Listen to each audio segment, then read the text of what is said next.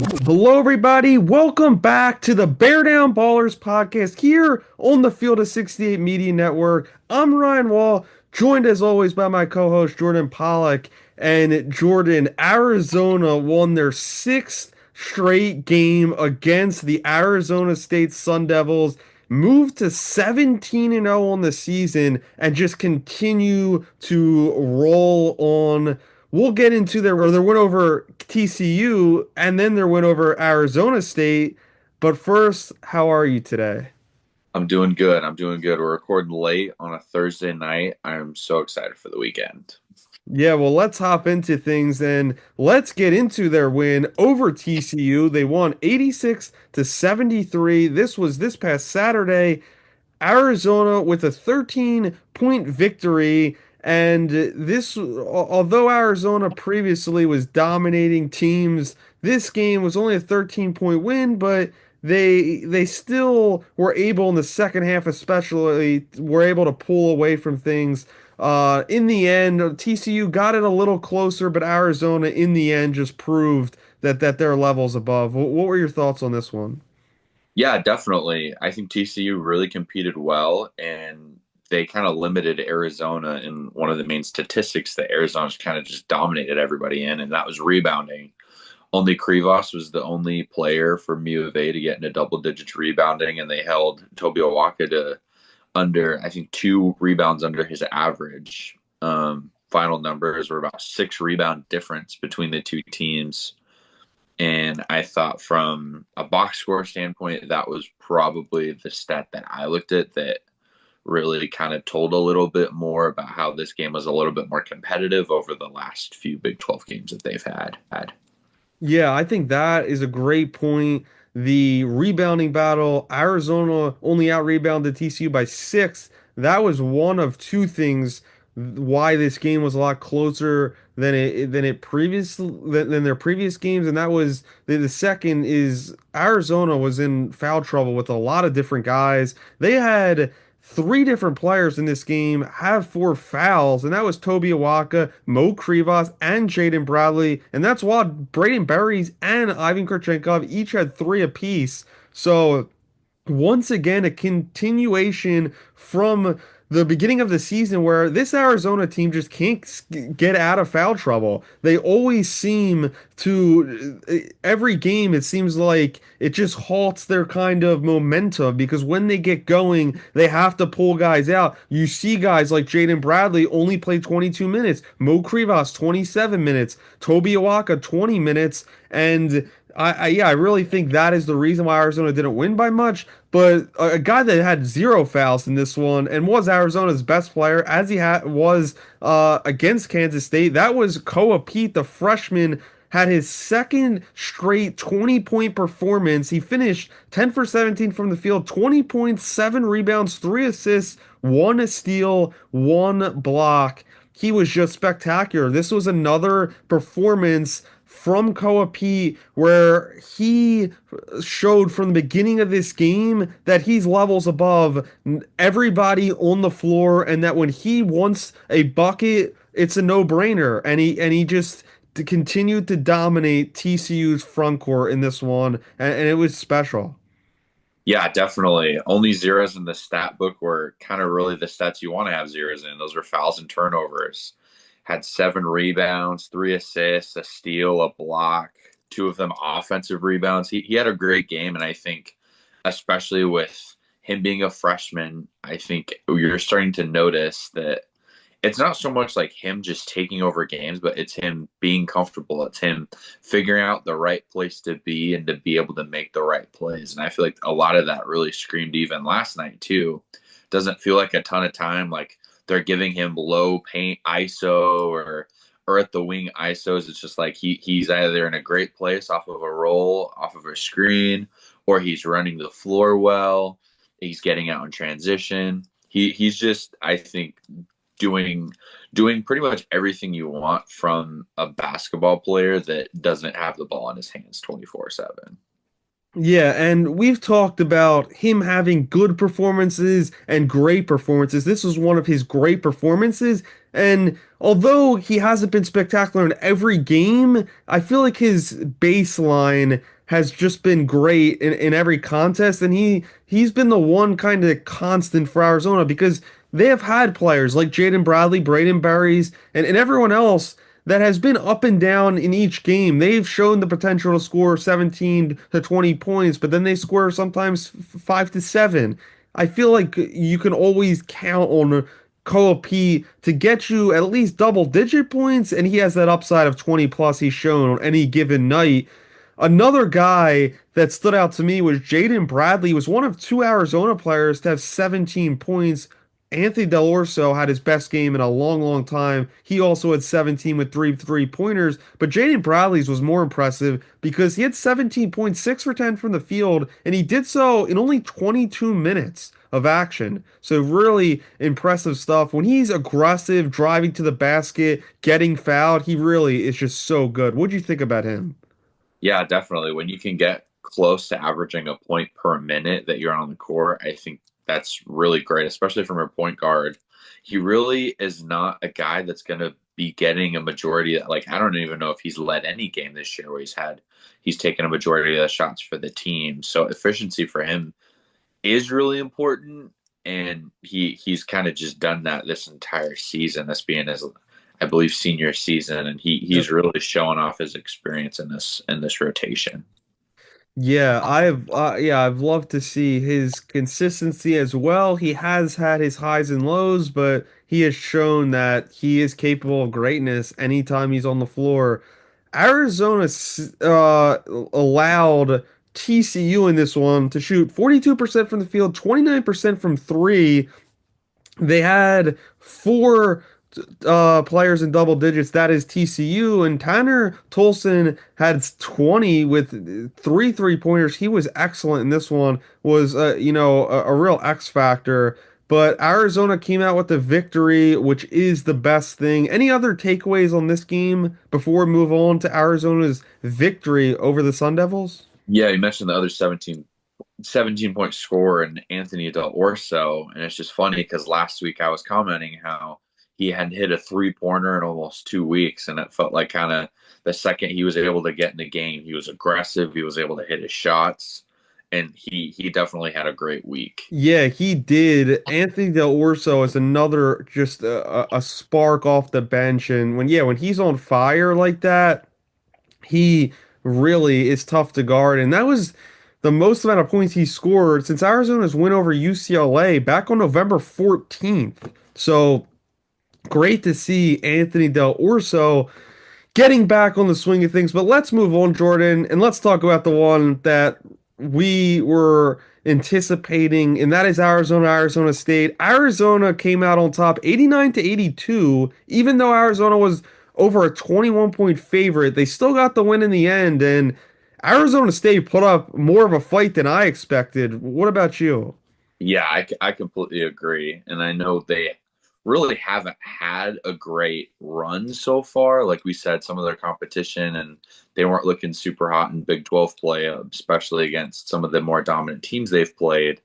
They just kind of almost to the point of it ran out of the gym. But they really surprised me. I think a lot of it is they're able to get hot, and especially in a rivalry, like teams are going to try to play their best for those games, and I was really surprised with how well ASU played and how well they were able to even shoot the ball. That was one of the bigger things that I noticed. 44% from the three, 11 to 25.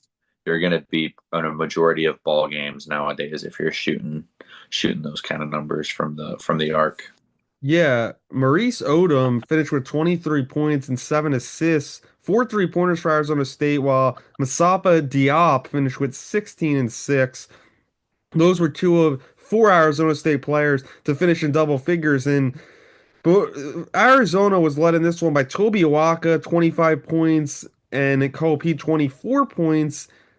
And this was Toby Awaka's, career high in points, 25, and he made a three-pointer in the first half. He was doing a little bit of everything, and yeah, this was one of his more special outings.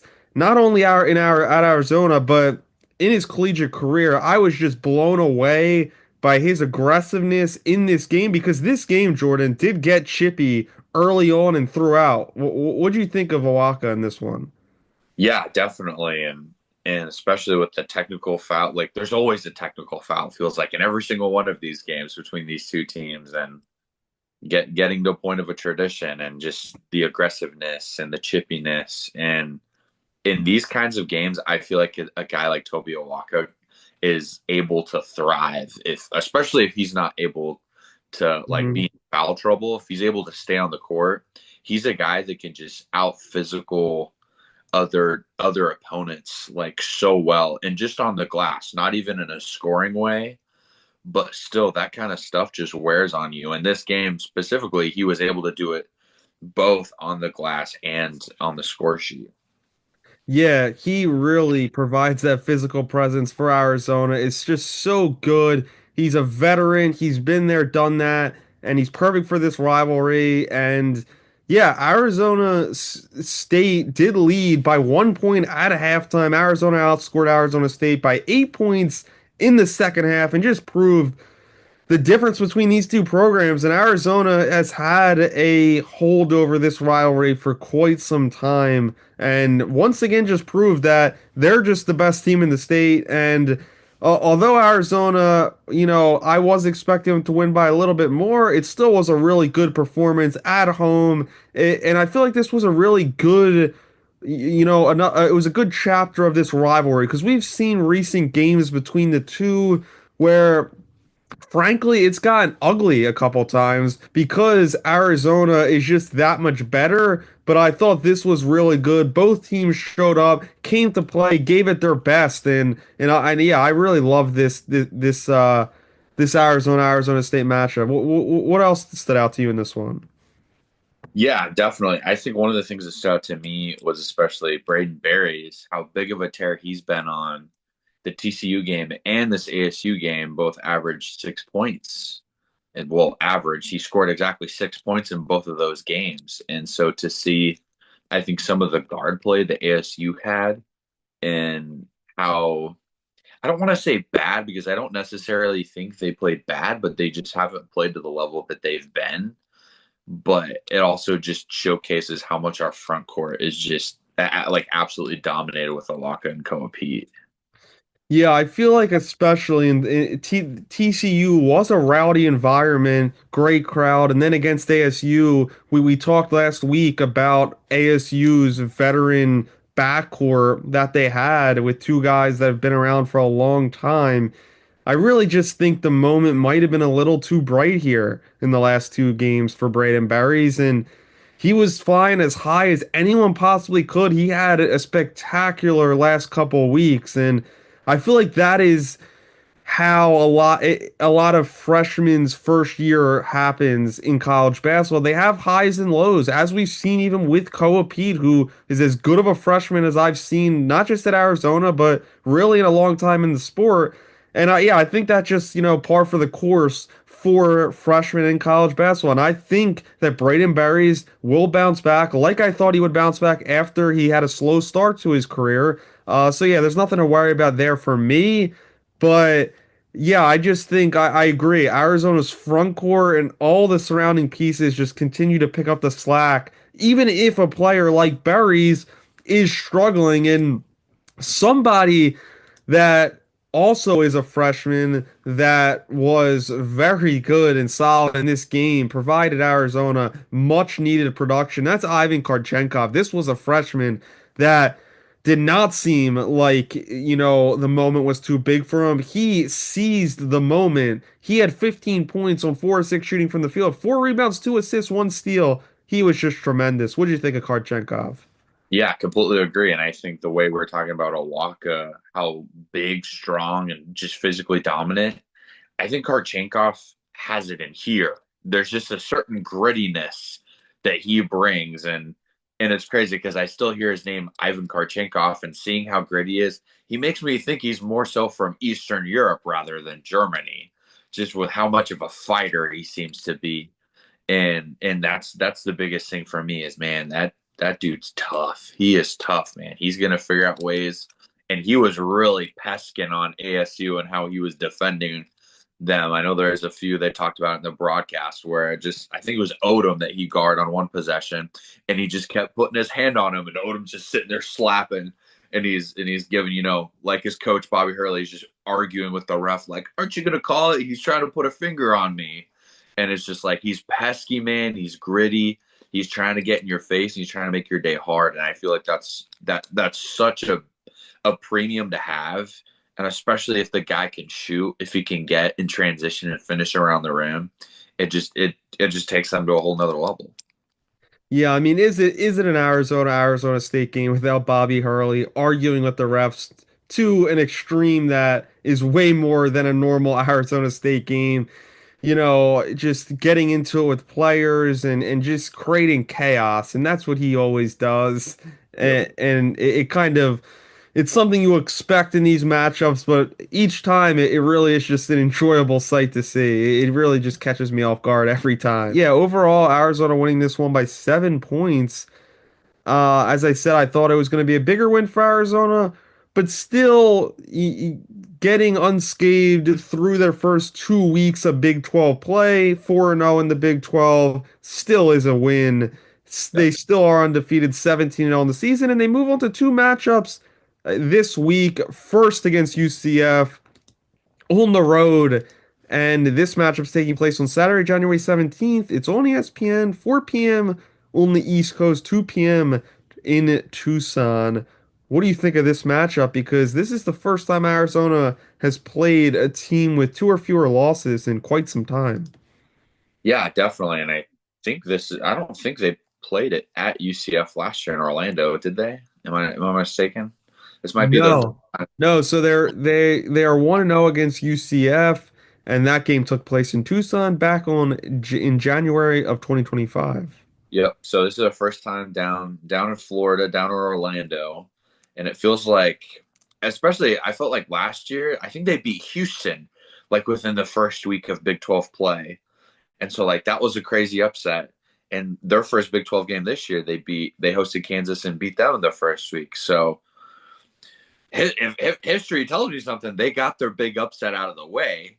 So my hopes are that I think Arizona can go in there and get a win. This team is gritty.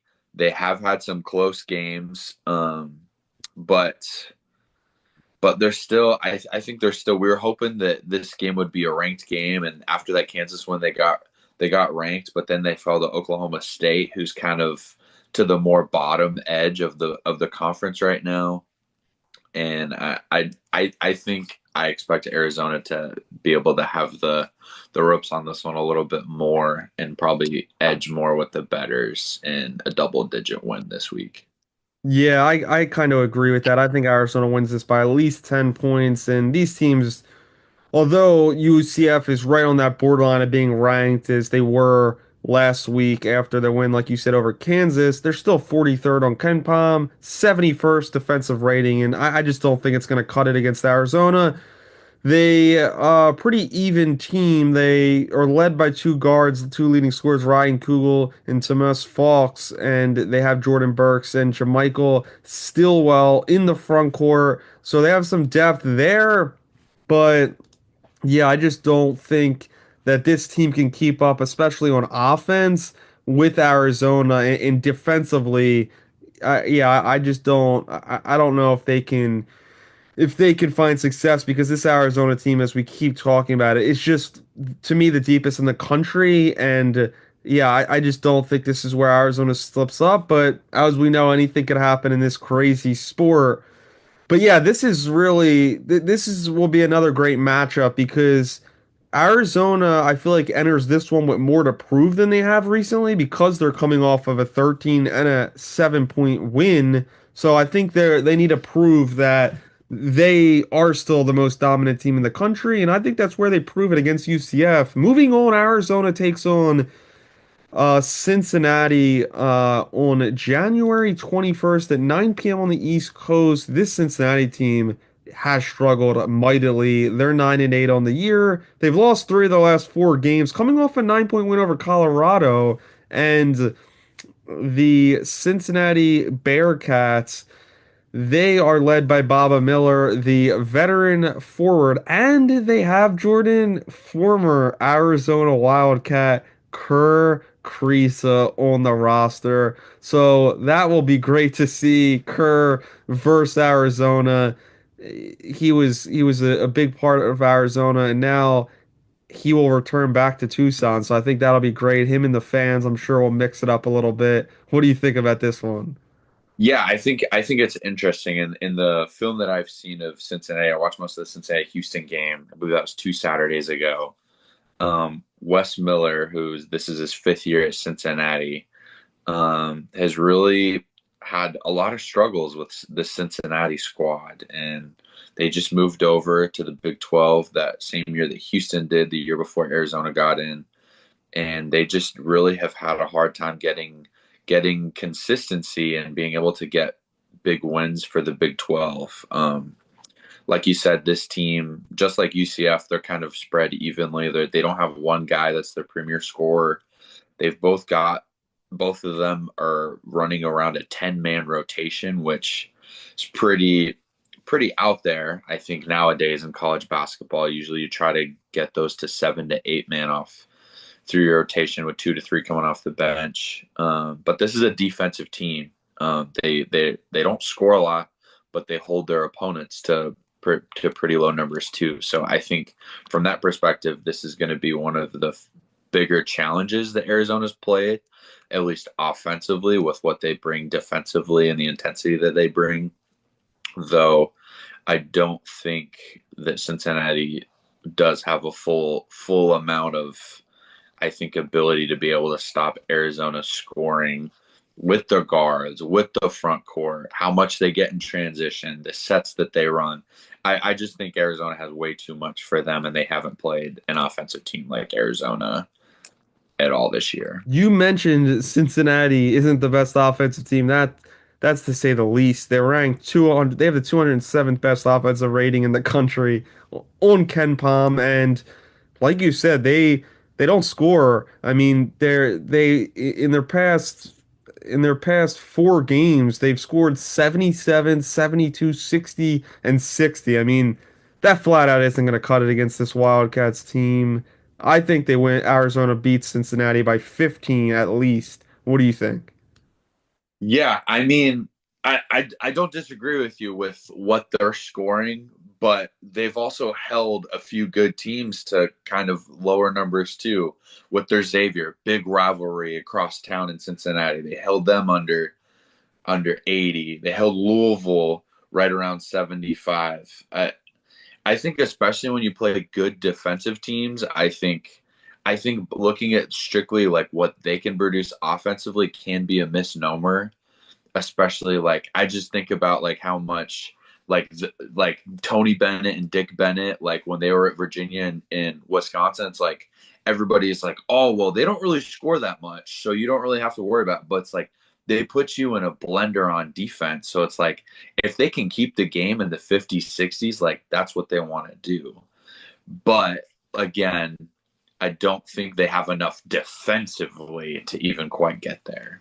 No, yeah, no, I agree with that. I mean, yeah, holding like a Houston who was ranked number 8 at the time to 67 points is good, but we know that's Houston's formula as well. Houston does well in low scoring games, so to me, holding a to Houston to 67 isn't anything to write home about. But yeah, they have been good defensively. I'm not denying that. But yeah, I just think that holding this Arizona team into the 70s will be hard. And I think it's a way tougher challenge than any of these past teams they faced. And I think we'll see that come Wednesday, January 21st, when these two teams play. But both of us think Arizona will move to 19 and 0, getting closer to that 20 and 0 mark, hopefully in a couple of weeks. But Jordan, that's all we have time for. Thanks everybody for tuning in to today's episode of Bear Down Ballers. I'm Ryan Wall. He's Jordan Pollock.